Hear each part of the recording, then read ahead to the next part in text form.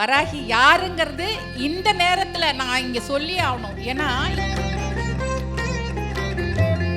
வராகி வேற தெய்வமே கிடையாது. வராகி ராஜராஜேஸ்வரி தான். சாதாரணமான ஒரு பன்றியோ அந்த மாதிரி எல்லாம் கிடையவே கிடையாது. ஜுவாலையின் ஸ்வரூபமானவள். போய் அம்மா அப்படின்ட்டோன்னா உருகி போயிடுவாங்க. இந்த மாதிரி உக்ர தெய்வங்கள் எல்லாம் வீட்டுல வைக்க கூடாது. ஏன்னா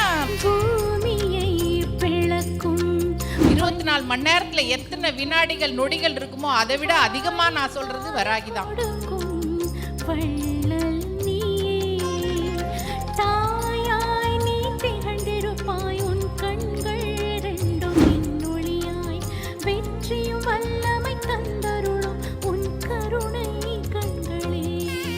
நகைச்சுவை அப்படின்றது வாழ்க்கையில் இல்லைன்னு வைங்களேன், மனிதனாக இருப்பாங்களான்னு தெரியாது.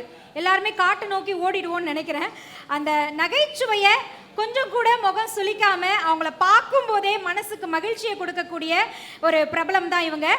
வெள்ளித்திரையாக இருக்கட்டும், சின்ன திரையாக இருக்கட்டும், குழந்தை மனம் படைத்த அவங்களுடைய உள்ளம் அவங்க நடிப்பின் மூலமாகவே நமக்கு வெளிப்படும். அவங்க ஆன்மீகத்தில் எப்படி இருப்பாங்க, வாராகி தாய் அவங்களை எப்படி கொஞ்சுவாங்க, அவங்க வாராகி தாயோடைய கரம் பிடித்து எப்படி நடப்பாங்க, இதெல்லாம் தெரிஞ்சுக்கணும் அப்படின்னா கண்டிப்பாக தாரணி அவர்களை இந்த மேடைக்கு அழைத்தே ஆகணும். அவங்கள எப்படி நம்ம வெள்ளித்திரையில் பார்க்குறோமோ அதே மாதிரி தான் இப்பவும் இருக்காங்க. வாராகியும் நானும் என்ற இந்த நிகழ்வில் இதோ உங்கள் முன்னால் சின்ன திரை மட்டுமல்ல வெள்ளித்திரையின் நாயகி தாரணி அவர்கள்.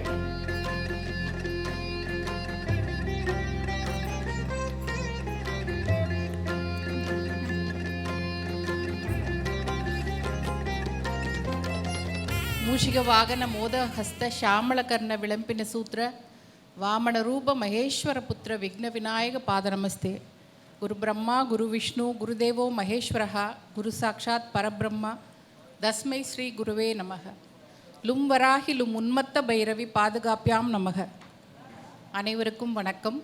குருஜி அவர்களுக்கும் என்னுடைய மனமார்ந்த வணக்கம். இங்கு கூடியிருக்கும் அனைவருக்கும் அன்னை வராகியின் அருளும் பாதுகாப்பும் உங்கள் வாழ்வு பூரா இருக்கட்டும் சொல்லி வேண்டிக்கிட்டு என்னோட பேச்சை தொடங்குறேன்.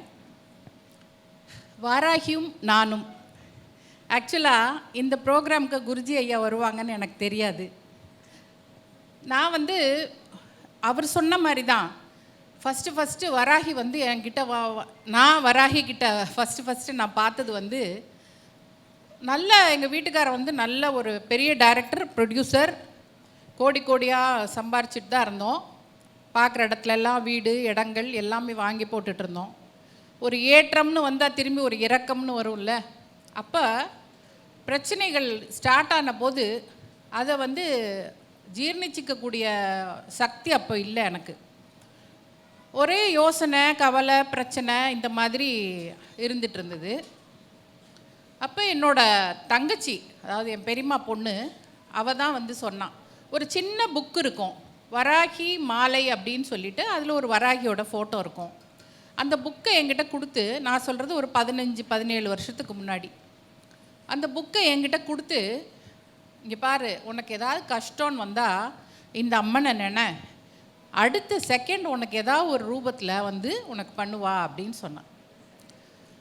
நான் அந்த புக்கை வாங்கி வச்சுக்கிட்டு இது பண்ணிட்டேன்.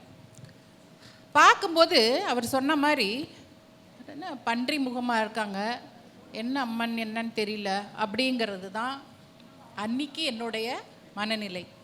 அதுக்கப்புறமா நான் அவங்களோட ஒரு நிமிஷமும் எனக்கு ஒரு பிரச்சனைன்னு வரும்போது வாராகி தாயே போற்றி, வாராகி தாயே போற்றி இதுதான் சொல்லிகிட்டே இருப்பேன்.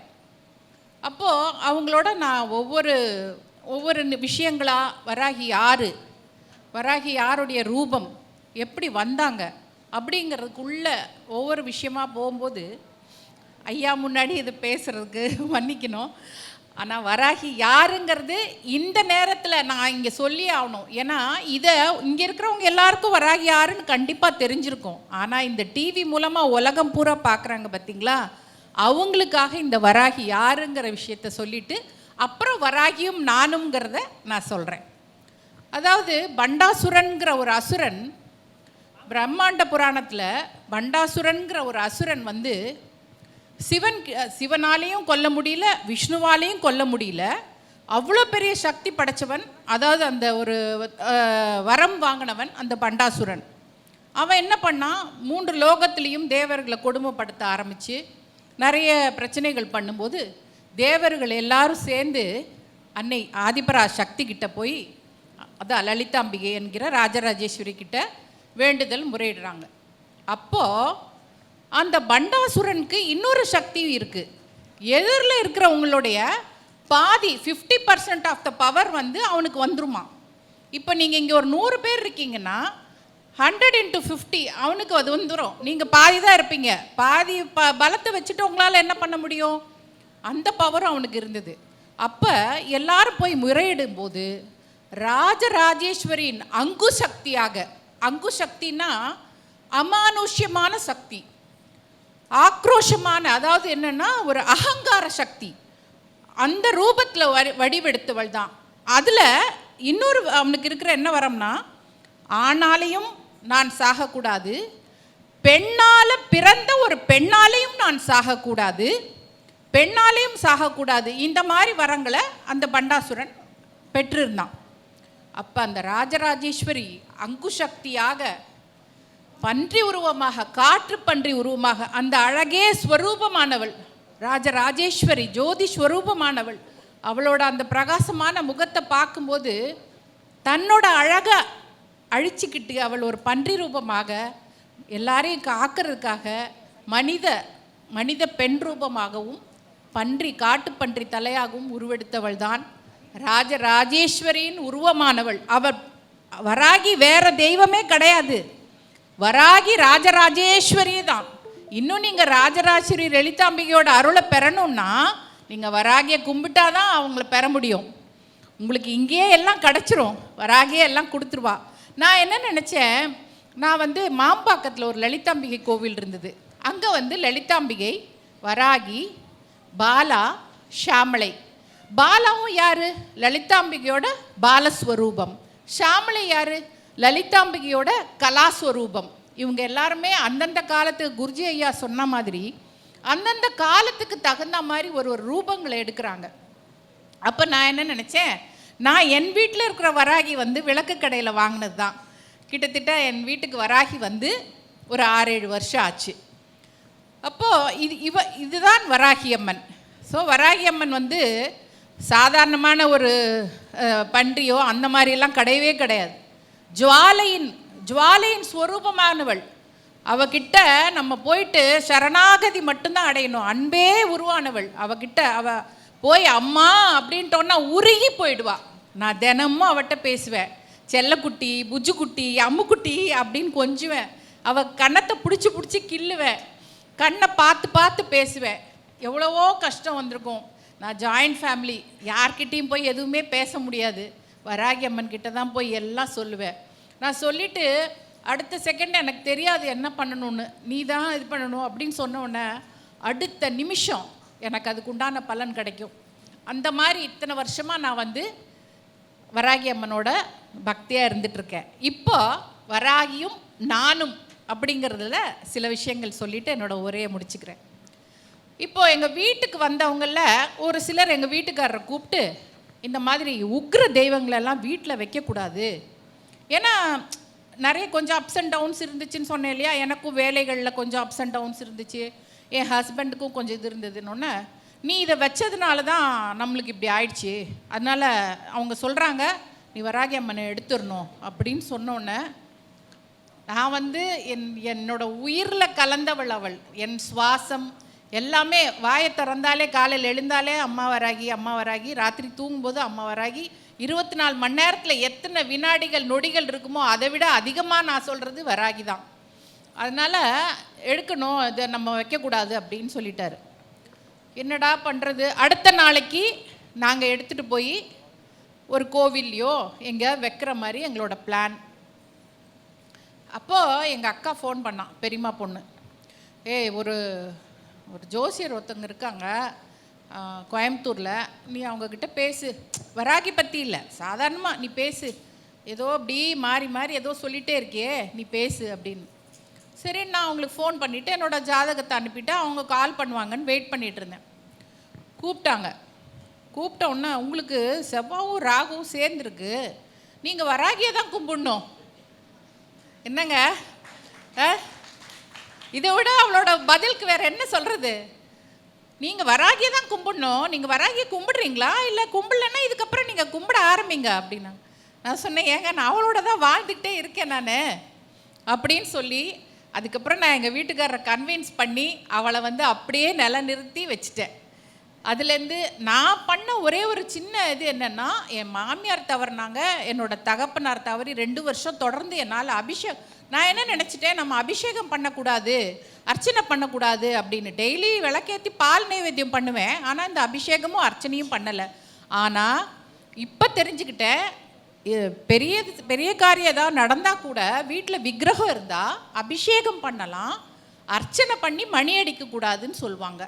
அதை நான் இப்போ தான் தெரிஞ்சுக்கிட்டேன். ஸோ அந்த 2 வருஷம் நான் அது பண்ணலை. என்னுடைய ஒரு சின்ன ஒரு வேண்டுகோள் என்னென்னா, படமாக வச்சுருக்கிறவங்க படமாக வச்சு விளக்கேற்றி நைவேத்தியம் பண்ணி நல்லா அம்மாவை கும்பிடுங்க. விக்கிரகமாக வச்சுருக்கிறவங்க முறையாக வாரத்துக்கு ஒரு தடவையோ 15 நாளைக்கு ஒரு தடவையோ ஒரு பால் ஊற்றி அபிஷேகம் பண்ணி ஒரு நீர் ஊற்றி அதுக்குண்டான அந்த ஒரு அப்போ தான் அந்த அந்த இது ஏறும்னு சொல்லுவாங்க. நம்மளோட இதை நம்ம பண்ணும்போது நம்ம அதனோட சாநித்தியம் நமக்கு கிடைக்கும். இது வந்து வராகியும் நானும்ல ஒரு இது. 2வது, நான் வந்து ஒரு 4-5 வருஷமாக யூடியூப் ஆரம்பிக்கலாம் அப்படின்னு நினச்சிட்டு இருந்தேன். ஆனால் ரொம்ப பிஸியாக இருந்துகிட்டே இருந்ததுனால எனக்கு வந்து அதுக்கு தோதுப்படலை. இப்போது வேலை வந்து 4 சீரியலில் ஒரு 2-3 சீரியல் முடிஞ்சிருச்சு. கொஞ்சம் ஓட்டிகிட்டு தான் இருந்தேன். சரி ஓகே யூடியூப் ஆரம்பிச்சிடலாம் அப்படின்னு சொல்லிட்டு ஆடி மாதம் ஆடி மாதம்னா அம்மனுக்கு தான் விசேஷம். எந்த கோயில் எடுக்கிறது, மாரியம்மன் வேறு, மாரியம்மன் கோயிலை ஃபஸ்ட்டு எடுத்து போடுவோம் அப்படின்னு சொல்லிட்டு ஃபஸ்ட்டு வராகி அம்மாட்ட போய், அம்மா எனக்கு தெரியாது எந்த மாரியம்மன், வண்டியூர் மாரியம்மன் போகிறதா இல்லை வேறு இங்கே சமயபுரத்து மாரியம்மன் போகிறதா இல்லை எங்கே போகிறது எனக்கு தெரியாதுமா அப்படின்னா, அதெல்லாம் போகணுமே, ட்ராவல் பண்ணி போகணுமே, என்ன பண்ணலாம் அப்படின்னோடனே அடுத்த நாள் காலையில் ஒருத்தர் பத்திரிக்கை கொண்டு வந்து கொடுக்குறார், பெரிய கருமாரியம்மன் ஃபோட்டோவோட. அப்போது அந்த இடத்துல எனக்கு சுருக்குன்னு ஒரு அடி அடிச்சுது. சரி கருமாரியம்மன் கோயிலுக்கு போன்னு சொல்கிறான்னு சொல்லிட்டு உடனே நான் ஃபஸ்ட்டு எடுத்த வீடியோ என்னோட திருவேற்காடு கருமாரியம்மன் கோவில் தான். இந்த மாதிரி நம்மளோட எண்ணங்களை வந்து அவகிட்ட சொல்லிட்டோன்னு வைங்களேன். முன்னாடிலாம் நான் என்ன நினைப்பேன், எனக்கு என்ன வேணுமோ, அம்மா இது நடக்கணும், இந்த சீரியல் கிடச்சிடணும், இது பண்ணிடணும் அப்படிலாம் நினைப்பேன். அப்புறம் அது நடக்கலைன்னா ஒரு மாதிரி டல்லாவேன். ஆனால் அதை விட அடுத்து வேறு பெட்டராக கிடைக்கும். அப்போ தான் நான் யோசிச்சுருக்கேன், சரி இதுக்காக தான் அம்மா இப்படி பண்ணியிருக்கான்னு சொல்லிட்டு இப்போ எப்படி பக்குவப்பட்டிருக்கேன் தெரியுமா? அம்மா இதுதான் சூழ்நிலை, இதுக்கு என்ன பண்ணணுமோ நீ பண்ணிவிடு அப்படின்னு சொல்லிட்டு போயிடுறது. இப்போ நாளைக்கு ஒருத்தருக்கு ஏதாவது கொடுக்கணும், என் கையில் இல்லைன்னா அந்த பாரு நாளைக்கு காலையில் கொடுக்கணும், என் வார்த்தையை நான் காப்பாற்றணும், அவ்வளோதான். நீ என்ன பண்ணுவியோ தெரியாதுன்னு ஏதோ ஒரு வழி தானாக வந்துக்கிட்டே இருக்கும். இதுதான் என் வாழ்க்கையில் வராகியோட வாழ்ந்துட்டு இருக்கிற என்னுடைய அனுபவங்கள். இதை உங்களோட பகிர்ந்துக்கிறதுல எனக்கு ரொம்ப ரொம்ப சந்தோஷம். வராகியை பற்றி பேசுகிற அளவுக்கு வச்சிருக்கிற வராகி தாய்க்கும் என்னோட நமஸ்காரம். வராகியோட அனுபவத்தை பகிர்ந்துக்கிறதுக்கு இந்த வாய்ப்பு கொடுத்த விளக்கு கடை அவர்களுக்கும் திரு மாரிமுத்து சகோதரருக்கும் என்னுடைய வணக்கங்களையும் நன்றிகளையும் தெரிவித்துக்கிறேன். வாழ்க வாழ்க வளமுடன், எல்லாரும் நல்லா இருங்க. வாராகி தாயே போற்று. மிக்க நன்றிமா. திருமதி தாரணி அவர்களுக்கு ஒரு அன்பின் பரிமாறலை வழங்குவதற்காக குருஜி ஐயா அவர்களை அன்புடன் மேடைக்கு அழைக்கின்றோம்.